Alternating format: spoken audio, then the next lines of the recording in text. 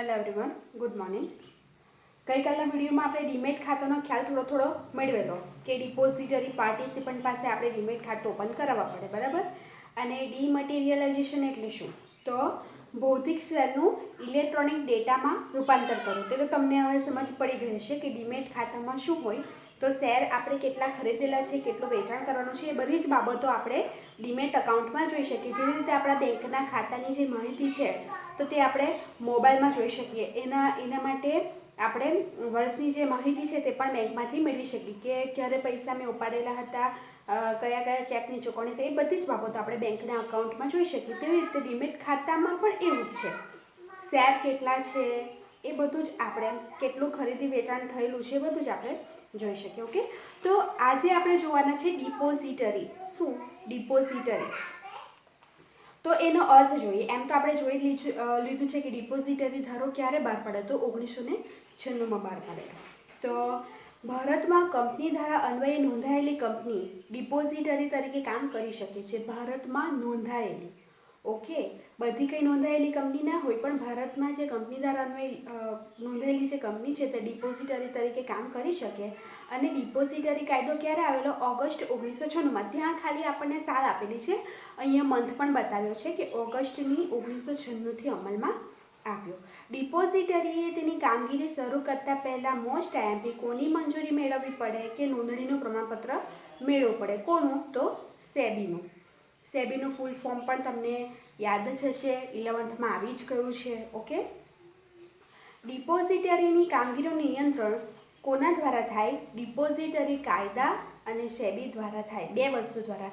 સેબીનું નોંધણીનું પ્રમાણપત્ર પણ મેળવવું પડે અને એનો જે કાયદા છે, ડિપોઝિટરીના જે કાયદા છે તે પણ લાગુ પડે. સમગ્ર ડિપોઝિટરી પ્રક્રિયામાં સમગ્ર ડિપોઝિટરી પ્રક્રિયામાં ડીમેટ ખાતું અને ડીમટીરિયલાઇઝેશન કેન્દ્ર ખાતે થાય. કેન્દ્ર સ્થાને છે. આ જે ડિપોઝિટરીની પ્રક્રિયા છે તે ડિપોઝિટરી શું છે? એક સંસ્થા જ છે જેનું નિયંત્રણ ભારતના કંપની દ્વારા અન્વયે નોંધાયેલી સંસ્થાઓ જ કરે, કંપનીઓ જ કરે. અને આ જે કંપની છે તેમાં કેન્દ્ર સ્થાને શું છે? એક તો ડીમેટ ખાતું છે અને ડીમટીરિયલાઇઝેશન છે, એટલે કે ભૌતિક શેરનું જેટલા ભૌતિક શેર છે તેનું ડીમટીરિયલાઇઝેશન કરવાનું છે, ઇલેક્ટ્રોનિક ડેટામાં રૂપાંતર કરવાનું છે. ડિપોઝિટરીનું પ્રાથમિક કાર્ય ભૌતિક સ્વરૂપની જામીનગીરીનું ઇલેક્ટ્રોનિક સ્વરૂપ, આ એક ને એક છે, બરાબર, અને તેની ઇલેક્ટ્રોનિક સ્વરૂપે જાળવણી કરવાની છે. આ ઉપરાંત જામીનગીરીઓના સોદા સંબંધિત સેવા પૂરી પાડવાની છે. તમે વિચારી શકો કે પહેલાંના સમયમાં જે છે શેરના ખરીદ વેચાણની પ્રક્રિયા કેટલી અઘરી હતી. કે મારી પાસે પ્રમાણપત્ર છે શેરનું, આપણે કાલે જોઈ લઈએ શેરનું પ્રમાણપત્ર, બરાબર. તો મારે તમારા નામે ધારો કે શેર ખરીદવા છે, ચાલો અત્યારે ભાવ શેરના ઉચકાયેલા છે અને મારે વેચાણ કરવું છે, તો શું કરવા પડે? આપણે ડીલ કરવા પડે, પછી એ પ્રમાણપત્રને પેલાના નામે કરવા માટે કાયદાની ઘણી બધી લાંબી જટિલ વિધિ પ્રક્રિયામાંથી પસાર થવા પડે, બરાબર. એટલા માટે જ ઇલેક્ટ્રોનિક સ્વરૂપમાં હોય તો મારા અકાઉન્ટ ડીમેટ ખાતામાંથી જેટલા શેર મારે વેચવાના છે એટલા પેલાનામાં જ ટ્રાન્સફર કરી દઉં. કોઈ લાંબી જટિલ વિધિમાંથી પસાર થવું પડતું નથી. એટલે આ બેસ્ટ વે છે ડીમેટ ખાતાનો. હવે જે આપણા પાસે 3 માર્ક્સમાં પૂછી શકે તેવા મોસ્ટ આઈએમપી ક્વેશ્ચન છે. ભારતમાં હાલમાં બે ડિપોઝિટરી છે. ભારતમાં હાલમાં બે જ ડિપોઝિટરી છે. એક તો NSDL એટલે કે national securities depository limited, most IMP તમને શોર્ટ ફોર્મમાં પણ પૂછી શકાય. અને બીજું છે સેન્ટ્રલ ડિપોઝિટરી સર્વિસીસ લિમિટેડ એટલે CDSL. ઓકે, તમારે યાદ રાખવાનું રહેશે. હવે નેશનલ સિક્યુરિટીઝ ડિપોઝિટરી લિમિટેડ શું છે અને સેન્ટ્રલ ડિપોઝિટરી સર્વિસ લિમિટેડ શું છે તે આપણે જોઈ લઈએ. તો અંદરથી તમે પણ બુક્સ લઈને જ બેસજો, એટલા માટે હું બુક્સ લઈને જ કરાવું છું. અંદરની એક એક લાઈન છે તે તમારે સમજવા પડે એટલા માટે. ઓકે, તો પહેલાં આપણે જોઈશું NSDL, national securities depository limited. તો NSDL એ કંપની દ્વારા અન્વયે, કોના દ્વારા અન્વયે? કંપની દ્વારા અન્વયે સ્થાપાયેલી જાહેર કંપની છે. લિમિટેડ આવે એટલે આપણે જાણી જવાનું કે આ જાહેર કંપની છે. એક લાઈન તો આપણે ક્લિયર થઈ. તેની નોંધણી સેબીમાં 1996માં થઈ હતી. ક્યારે થઈ હતી? જ્યારે કાયદો બહાર પાડેલો ત્યારે 1996માં. NSDLની સ્થાપના નેશનલ સ્ટોક એક્સચેન્જ, અંડરલાઈન કરી દો, શેના દ્વારા થયેલી? નેશનલ સ્ટોક એક્સચેન્જ અને કેટલીક નાણાકીય સંસ્થાઓના સહયોગથી કરવામાં આવેલી કોની એનએસડીએલની સ્થાપના નેશનલ સ્ટોક એક્સચેન્જ અને કેટલીક નાણાકીય સંસ્થાઓના સહયોગથી કરવામાં આવેલી. એનએસડીએલની સ્થાપના કંપની ધારા અન્વયે જાહેર કંપની સ્વરૂપે થયેલી હોવાથી તેનું સંચાલન કોણ કરે છે? સંચાલક મંડળ, બોર્ડ ઓફ ડિરેક્ટર્સ. એક તો અહીંયા યાદ રાખવાનું છે, પહેલી જે લીટી છે લિમિટેડ આવ્યું એટલે કઈ કંપની? જાહેર કંપની. હવે એની સ્થાપના ક્યારે થયેલી? તો જે આપણે ધારો બહાર પાડેલો ત્યારે થયેલી, બરાબર. બીજું તો તમારે યાદ રાખવું હોય તો એની સ્થાપના કોના દ્વારા થયેલા? તો નેશનલ સ્ટોક એક્સચેન્જ અને અન્ય નાણાકીય સંસ્થાઓના સહયોગથી થયેલી, બરાબર. આટલા પોઈન્ટ આપણે યાદ રાખવાનો. બસ આટલું તમે શબ્દ યાદ રાખશો એટલે તમને આવી જશે. અને એ જાહેર કંપની છે. કેમ? એ જાહેર કંપની છે એટલું એનું સંચાલન કોણ કરે? સંચાલક મંડળ કરે. વિદ્યાર્થી મિત્રો, જેટલી જાહેર કંપની છે ને તેનું સંચાલન તો સંચાલક મંડળ એટલે કે બોર્ડ ઓફ ડિરેક્ટર્સ કરતી હોય છે, બરાબર. એનએસડીએલ તેના કાર્યો તેના દ્વારા નિમાયેલા ડિપોઝિટરી પાર્ટિસિપન્ટ દ્વારા કરાવે છે. આપણે કઈ કંપનીમાં થોડી જવાના છે, એનો જે એજન્ટ છે, બરાબર. આપણે આગળ જોયું ડીમેટ ખાતામાં આપણું ખાતું ઓપન કરવા માટે કોણ હોય? એજન્ટ હોય. તેને આપણે શું નામ આપેલું? Depository participant. ઓકે. ફીની વસૂલાત ડિપોઝિટરી પાર્ટિસિપન્ટ પાસેથી જ કરે છે. આપણે જે ફી છે આપણે કોણ કહેવાય? એના માલિક કહેવાય. શેર ખરીદનાર માલિક પણ કહી શકીએ, આપણે ગ્રાહક પણ બની શકીએ, બરાબર. તો આપણે આ ફી જે છે તે આપણે ડિપોઝિટરી પાર્ટિસિપન્ટને આપીશું અને કંપની જે છે તે આની પાસે આપણી ફી લેશે. ડિપોઝિટરી પાર્ટિસિપન્ટ પાસે જ આપણી ફી લેશે. અને નહીં કે રોકાણકાર ગ્રાહકો પાસેથી, એટલે કે આપણી પાસે નહીં લે, આપણી પાસે લેશે, બરાબર. પણ આપણે પહેલાં ડિપોઝિટરી પાર્ટિસિપન્ટને ચૂકવીશું, પણ આ એનએસડીએલ જે છે તે આની પાસે જ માંગશે પૈસા, ફી આની પાસે જ માંગશે.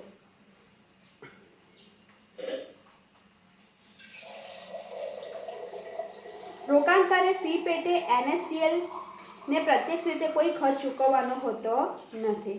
રોકાણકાર જે છે, ગ્રાહક જે છે, તેણે એનએસડીએલને કોઈ પ્રત્યક્ષ ખર્ચ ચૂકવવાનો હોતો જ નથી, પણ એ ખર્ચ કોણ ચૂકવશે? ડિપોઝિટરી પાર્ટિસિપન્ટ ચૂકવશે. ડિપોઝિટરી પાર્ટિસિપન્ટ ગ્રાહક કે રોકાણકાર પાસેથી ફી પેટે રકમ વસૂલ કરે છે, એટલે એ આપણી પાસે વસૂલે. સમજી લેજો, ડિપોઝિટરી પાર્ટિસિપન્ટ જે છે તે આપણી પાસે વસૂલે અને એનએસડીએલ જે છે તે આની પાસે વસૂલશે, બરાબર. એટલે આપણે પૈસા તો આપવાના, પણ કોને આપવાના? ડિપોઝિટરી પાર્ટિસિપન્ટને આપવાના. કંઈ આપણે પૈસા લઈને કંઈ જવાના હશે મુંબઈ એનએસડીએલ પાસે, કે એવું તો નહીં થાય. આ સંસ્થા રીમટીરિયલાઇઝેશન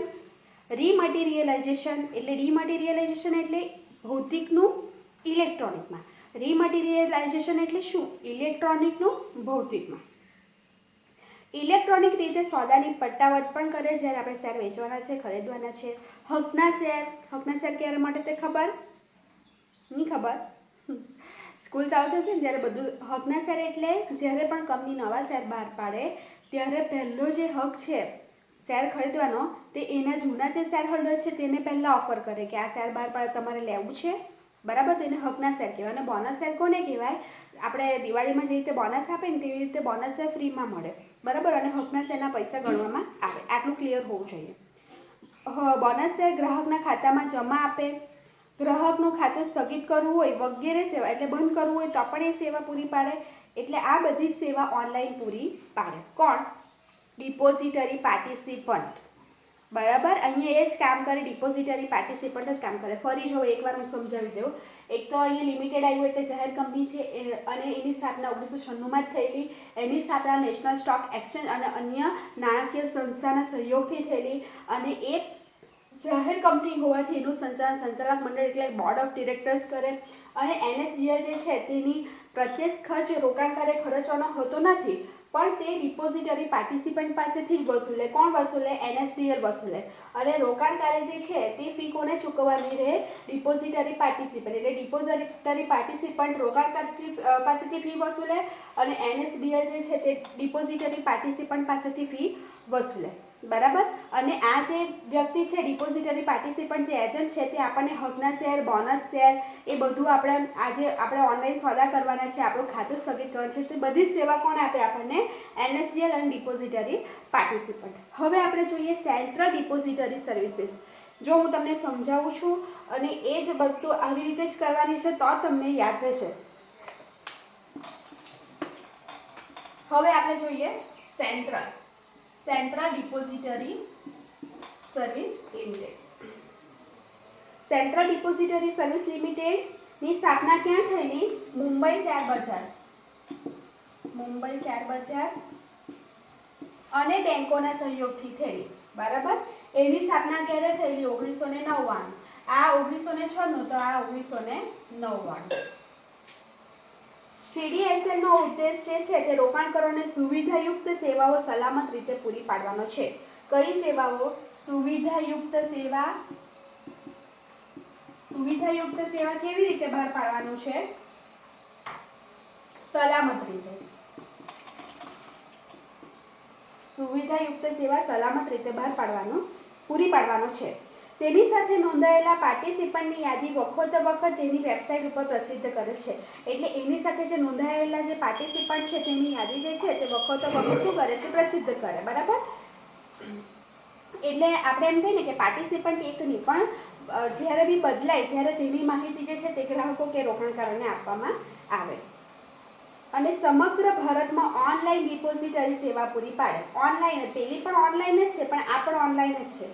સમગ્ર દેશમાં CDSL અને NSDLના ડિપોઝિટરી પાર્ટિસિપન્ટ તેમની સાથે જ ઇલેક્ટ્રોનિકલી જોડાયેલા હોવાથી રોકાણકારને ઘર આંગણે ડિપોઝિટરીની તમામ સેવા ઉપલબ્ધ કરાવે છે. તમે અત્યારે કોમ્પ્યુટર લઈને બેસી જાઓ અને વિચારો કે શેરના ભાવ વધેલા છે, તમારે શેર વેચવા છે, તો તમે ડિપોઝિટરી પાર્ટિસિપન્ટનો કોન્ટેક્ટ કરીને એ શેરનું વેચાણ કરી શકો. કે તમારે શેર ખરીદવા હોય તો ડિપોઝિટરી પાર્ટિસિપન્ટનો કોન્ટેક્ટ કરીને ઘર બેઠા તમે શેરની ખરીદી પણ કરી શકો. તમારે ખાતું બંધ કરવું હોય તો પણ કરી શકો. એટલે બધી જ જે સેવા છે તે તમે ઘર બેઠા સલામત રીતે અને સુરક્ષિત રીતે કરવા માટે ભારતના સમગ્ર દેશમાં NSDL અને CDSL કાર્ય કરે છે.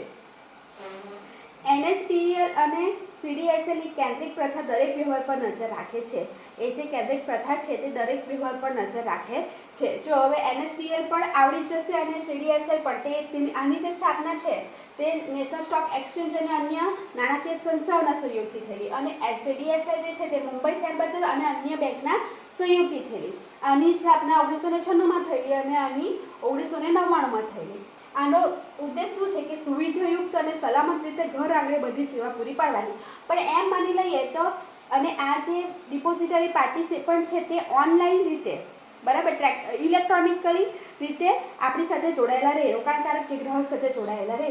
બંનેનો ઉદ્દેશ એ જ છે કે ઘર આંગણે દરેક સેવા પૂરી પાડવાની. બરાબર. તો આ NSDL અને CDSL આપણું પૂરું થઈ ગયું. હવે એવું તો કહેતા જ નહીં કે આ હાર્ડ છે. બરાબર. અને નહીં સમજ પડે તો મને કોલ કરો. Thank you.